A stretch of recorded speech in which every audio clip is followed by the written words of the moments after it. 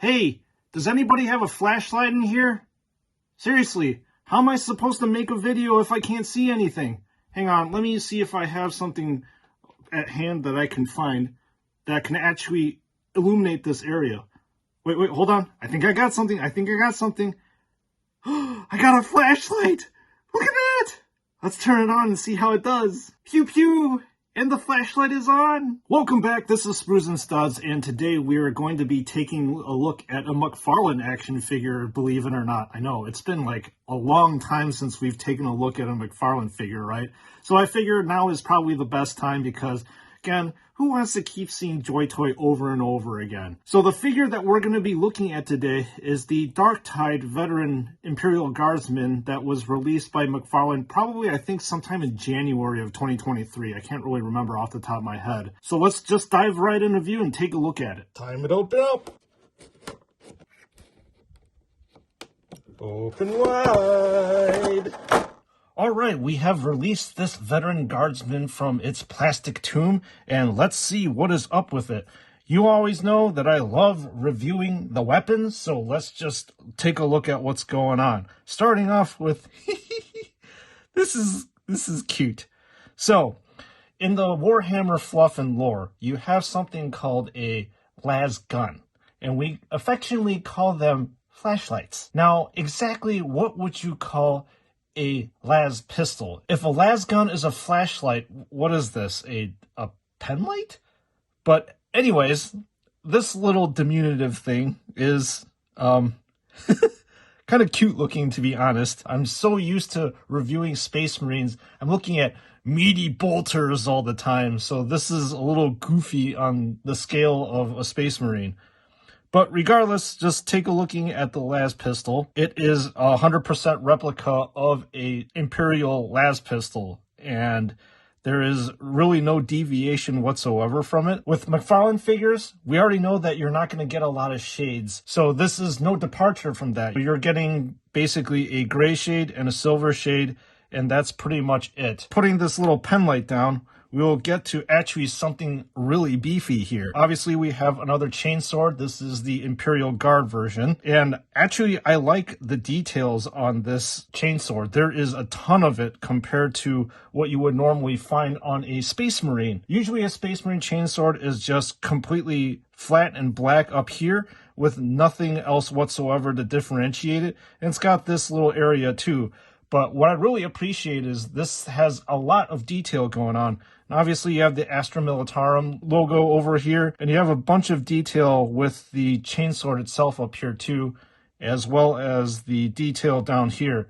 So I really appreciate this. This is very nice. I kind of wish that they would actually translate this into the Space Marines. So flipping this around, you're taking a look at the typical curvature that you would normally find on all McFarlane Chainswords. It starts off fairly straight and then bends over here. And again, if you are familiar with McFarlane Warhammer figures, this is actually not too much of a departure, and it's easily solved by dipping this into hot water and slowly but surely and lovingly bend this back into straight shape. Okay, let's take a look at the action figure itself. This actually reminds me of almost like a G.I. Joe figure way back in the day. It's just got that same look, aura, and vibe about it. Let's take a look at the helmet and head area itself. You have some nice detail going on over here. Again, more Astra Militarum stuff. And I really like how McFarlane actually put some battle damage right here on the helmet. And this gas mask is actually really cool too. So there's a bunch of detail here with the respirators over here and over here as well. And then you have the goggles on too. Then let's just take a look at the chest area itself. You know, you have these straps and you have these accessories that go on, that are on the straps and stuff. And as I'm taking a look at it, you know, I guess it would be nice if they actually would differentiate the colors on these pouches. Obviously, this, in my opinion, should be painted some sort of brown to actually differentiate it from the straps and stuff. And you have some sort of like Vox communicator right here, which would be some sort of like a metallic color. It would be nice, again, if they would have just changed this to like this silver right here. to make this thing pop out a little bit more. Look at the arm area. It's also nice that you get to see a little bit of battle damage that is inherent with this action figure over here and over here, as well as over here. So I like this battle damage touch that McFarlane adds that Joy Toy typically doesn't.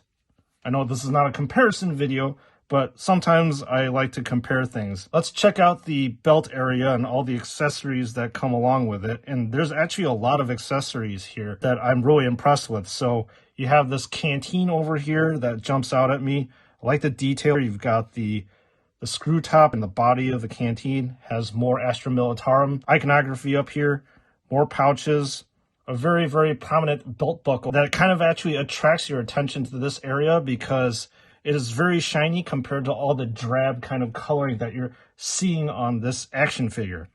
Then as you're rotating it around, you see a frag grenade as well as more pouches over here. All right, let's take a look at the legs, and more texture can be found on the upper thigh areas. It really gives you this look of the fabric being wrinkled, and it has a lot of, well, like I said, texture that makes this action figure come out alive a little bit. And again, looking at all this stuff, it is chock full of texture here, which is fantastic. I love seeing all these ripples and ridges as well as valleys with the cloth. It actually makes like the cloth feel like it's coming alive, you know? Taking a look at the boots, these look like legit steel-toed boots, and you've got the laces down here, as well as the different textures for the different areas on the boot too. So this is great. I actually do enjoy seeing this stuff. And you normally, again, don't see this stuff on the Space Marines that we typically look at. So it's a nice departure from the things that we're used to seeing. So let's just take a look at this figure's articulation. We're going to spin this head around 360 degrees. Absolutely no problem whatsoever. Spinning the arm about its shoulder area, again, 360, no problem. There is a slight ratcheting mechanism, but it's not as pronounced as like Joy Toys. You have a double jointed elbow over here, which allows you to push this in once, and then you can push this in twice.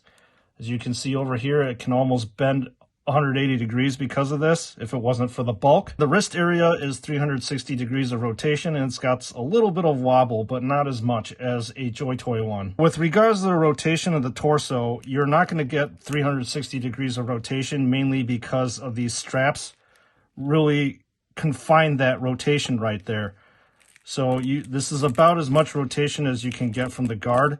I believe that if you actually take this stuff off, then you're going to be able to get the 360 rotation that we're so used to seeing with our McFarlane action figures. Let's move on to the rotation about the hip area. You should be able to get 360. I'm a little hesitant to do this, but it looks like we're able to spin it around like that and back. No problem here. The knee area is also double jointed like the elbow area, except you are able to push it in once here and then pushed it again right here. So there's a definite ratcheting mechanism here, so you're able to hold the action figure's place. And finally, with the ankle area, it looks like you're only able to do this back and forth. You're not able to get any kind of lateral motion like this too much. And the last thing I'm going to take a look at is this toe area. And apparently we're not able to move this area very much, unfortunately. Okay, let's get this guardsman some very, very much needed weaponry to go into battle. It's very simple to do. All you need to do is open up the hand over here and then slot the index finger, the trigger area, and bingo, no problems there. And then the final thing to do is to give the guardsman the chainsword. And it's very easy to do, like so. All right, folks, action figure reviewed. Let me wrap this up real quick. All right, Imperial Guardsman fans, what do I think of Mr. Penlight Boy over here? We should all know going in for McFarlane action figures, you're not going to get the crazy vibrant colors that you're going to get from, let's just say, Joy Toy, for example, or even, to be honest, Bandai. They've obviously went for more muted tones over here, especially with all these greens and very well camouflagey militaristic type of colors, which is exactly what you would expect in an Imperial Guardsman anyways. But the things that I do really like about this action figure are that I really like this chainsword. It is by far the most ornate chainsword that I've seen being produced by either Joy Toy or McFarlane, to be honest. I kind of wish that McFarlane would keep producing something of this fantastic detail. And speaking of texture, just looking at the whole entire flak armor as well as the cloth that's going on with this action figure, it is absolutely fantastic in my opinion. Let me know what you think about this action figure in the comment section. So once again, thank you all for watching. This channel is only as strong and as awesome as the viewers and the commenters. So again, thank you so much. And once again, you already know who this is. In case if you don't, this is Spruce and Studs. I'll see you all in the next one.